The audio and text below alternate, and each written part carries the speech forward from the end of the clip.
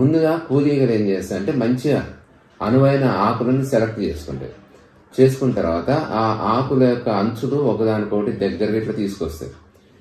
తీసుకొచ్చడానికి 1-2 చీమలు పట్టుకొని లాగి వాటి యొక్క అందుబాటులో ఉంటేనేమో దగ్గరకు లాగుతాయి. లేదంటే ఏం చేస్తాయంటే ఒక చీమ నడుగు ఇంకో చీమ నడుగు ఇంకోటి అట్లా పట్టుకొని ఒకదానికొకటి ఆ ఆకు ఆకు కొస నుంచి ఇంకో ఆకు కొస వరకు ఈ చైన్ లాగా గొలుసులాగా ఫామ్ అయ్యి మొత్తం ఆకుని దగ్గరకు లాగుతాయి. లాగిన తర్వాత లాగి గట్టిగా పట్టుకుంటాయి.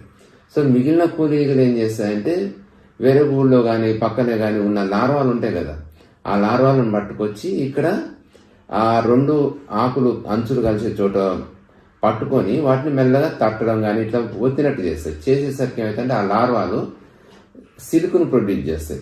మన సాలెపురుగుకి వస్తుంది కదా పట్టు, ఆ విధంగా ఈ లార్వా నుంచి కూడా పట్టు సిల్క్ వస్తుంది అనమాట.